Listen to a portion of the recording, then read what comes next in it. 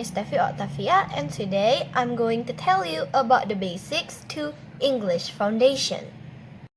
Nah, berbahasa Inggris mungkin sulit bagi kita yang tidak mengetahui dasar-dasar terhadap bahasa tersebut. Jadi, kita akan mulai dengan fondasinya. Today, we are going to talk about parts of speech. There are 8 English parts of speech. Verb, noun, adjective, adverb, determiner, preposition, pronoun, and conjunction. Nah, jadi mungkin kedengarannya sulit atau kedengarannya asing. But if we break it down slowly, kalau kita perhatikan secara perlahan-lahan, they are not that difficult. The first one is verb. Many verbs are action words. Verb kebanyakan merupakan kata kerja.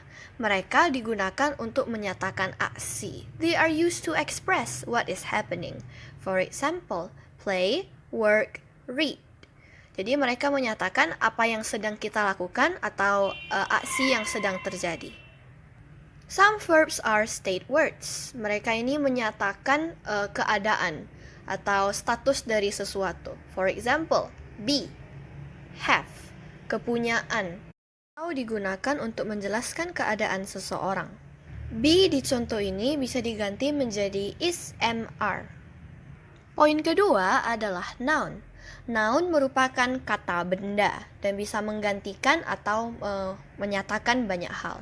Salah satu contohnya adalah orang, for example teacher, parents, or names like Alice. So, everybody is a noun. Semua orang itu adalah noun.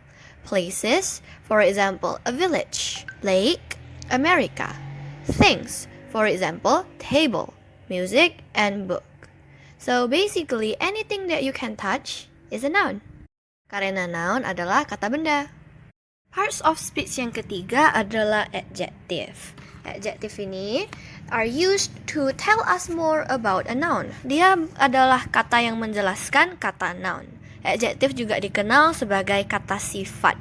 Contohnya, untuk menjelaskan sesuatu, kita bisa menjelaskan warnanya, ukurannya, atau harganya. For example, Peter is wearing an expensive jacket to school. Expensive is an adjective, jacket is a noun. Expensive adalah kata sifat dan jacket adalah kata benda. The fourth point is an adverb. Adverb is a word that tell us more about a verb. Adverb adalah kata yang menjelaskan kata kerja. For example, loudly, slowly, very. Untuk menjelaskan sebuah kegiatan, kita bisa menjelaskan bagaimana sesuatu itu terjadi. For example, the girl is crying very loudly. Menjelaskan crying, menjelaskan kata kerja crying. Adverb is also used to tell us more about an adjective or another adverb. The next part of speech is a determiner. Determiner come at the beginning of a noun phrase. They are words like the and this. For example, the sun is shining brightly today. An owl is sitting on a branch. This song is very good. Jadi determiner adalah yang memulai kalimat noun, kalimat kata benda. The next point is preposition. Prepositions are used to express the relationship of a noun or pronoun to another word. Jadi preposition biasanya digunakan untuk menjelaskan posisi dan juga menjelaskan hubungan antara sebuah kata benda kepada kata yang lain. Contohnya, at, in, on, from, of, with, without, to. I cannot eat cereal without milk. Jadi menggunakan kata without, kita menghubungkan cereal dengan milk. Contoh yang lain adalah bisa menyatakan posisi. Contohnya, the cat is on the table.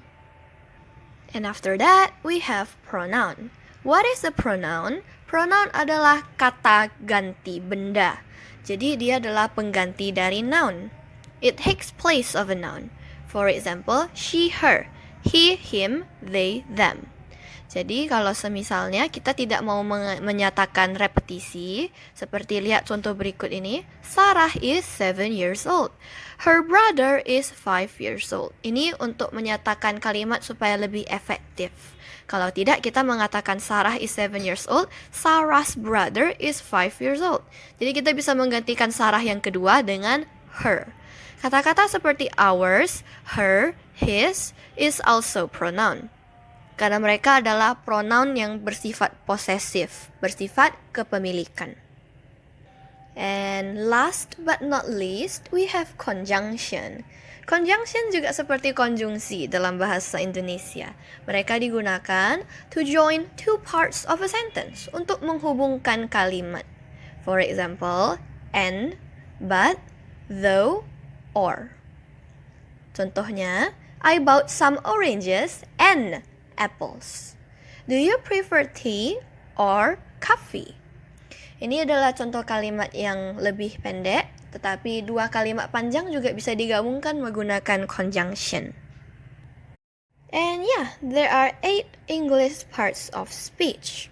Now, learning English might seem impossible at first, mungkin terlihat sulit, but like what Nelson Mandela said, it always seems impossible until it is done. So don't give up and keep learning. Thank you for your kind attention, and I'll see you again next time. Bye-bye.